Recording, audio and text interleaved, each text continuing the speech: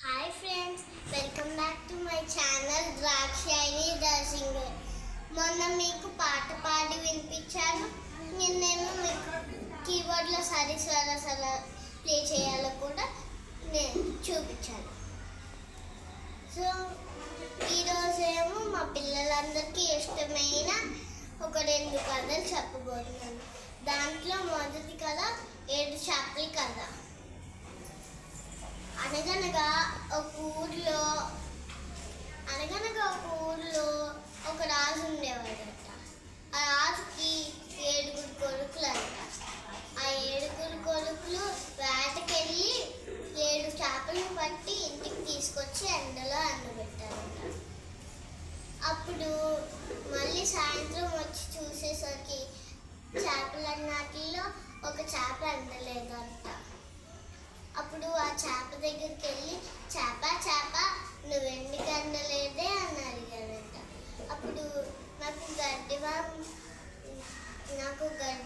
వచ్చింది, నాకు గడ్డివాము చేత వచ్చింది అని అన్నదంట. అప్పుడు గడ్డివాము దగ్గరికి వెళ్ళి గడ్డివాము నువ్వెందుకు చేప వచ్చావే అని అడిగాడంట. అప్పుడు ఆవు గడ్డి తినలేదు, అందుకనే అడ్డొచ్చాను అని చెప్పిందంట. అప్పుడు ఆవు దగ్గరికి వెళ్ళి ఆవు నువ్వు ఎందుకే గడ్డి తినలేదు అని అడిగారంట. అప్పుడు ఆవేం చెప్పింది, పిల్లగా నాకు కట్టిప్పలేదు అని చెప్పిందంట. అప్పుడు పిల్లగా దగ్గరికి వెళ్ళి పిల్లగా నువ్వెందుకు ఆవు కట్టిప్పలేదు అని అడిగారంట.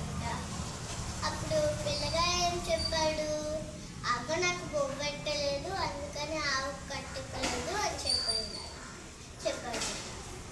అప్పుడు అవ్వ దగ్గరికి వెళ్ళి అవ్వ నువ్వెందుకే పిల్లగాడికి బొబ్బెట్టలేదు అని అడిగాను. అప్పుడు అవ్వ ఏం చెప్పింది, పెళ్ళి ఎదుగుతుంది బాబు, అందుకనే బొబ్బెట్టలేదు అని చెప్పిందంట. అప్పుడు పిల్ల దగ్గరికి వెళ్ళి పిల్ల నువ్వెందుకు ఏడుస్తున్నావే అని అడిగాడంట. అప్పుడు పిల్ల ఏం చెప్పింది, చీమ కుట్టింది అందుకనే ఏడుస్తున్నాను అని చెప్పిందంట.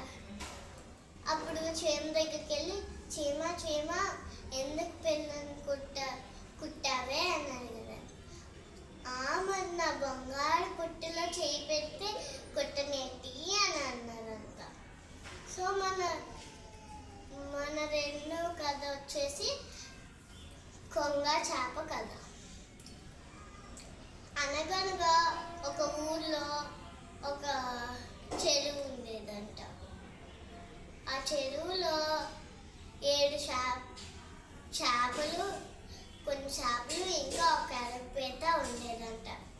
అప్పుడు రోజులు గడిచే కొద్ది వర్షాలు లేక చెరువు అంతా ఎండిపోతుందంట.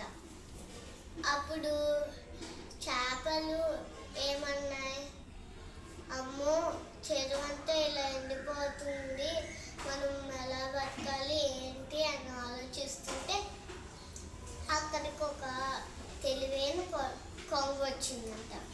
అప్పుడు కొంగ చేపలతో ఏమన్నది, చేప పక్కనే ఒక పెద్ద నది ఉంది, ఒక పెద్ద చెరువు ఉంది, మిమ్మల్ని అందరినీ అక్కడికి తీసుకెళ్ళి చేర్చుతాను అని అన్నాడంట.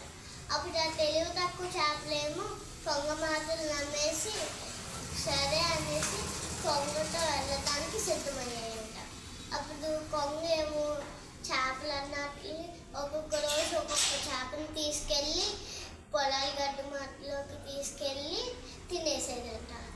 అలా రోజు ఒక్కొక్క చేపని తీసుకెళ్ళి పొలాల గడ్డలోకి తీసుకెళ్ళి తినేసేదంట. అప్పుడు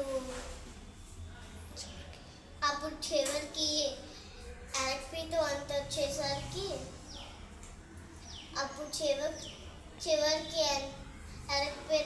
వచ్చేసరికి ఎరపీట కొంగేమో ఎరపీటను తీసుకెళ్ళడానికి సిద్ధమయ్యిందంట. అప్పుడు ఎరపీట ఏమన్నది, కొంగ నువ్వు నా పొట్ట పట్టుకుంటే నాకు నొప్పి వస్తుంది అని అన్నదంట. అప్పుడు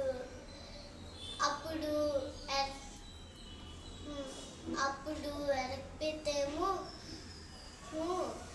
నిన్ను నీ మీదకెక్కి నా కాలుతో నేను నీ పేకను పట్టుకుంటాను అని చెప్పిందంట. సరే అనేసి కొంగ ఎరగపేత ఇద్దరు పొలాల గదిలోకి వెళ్ళారంట. అప్పుడు పొలాల గదిలోకి వెళ్ళిన తర్వాత ఎరగపేతకి డౌట్ వచ్చింది అంట.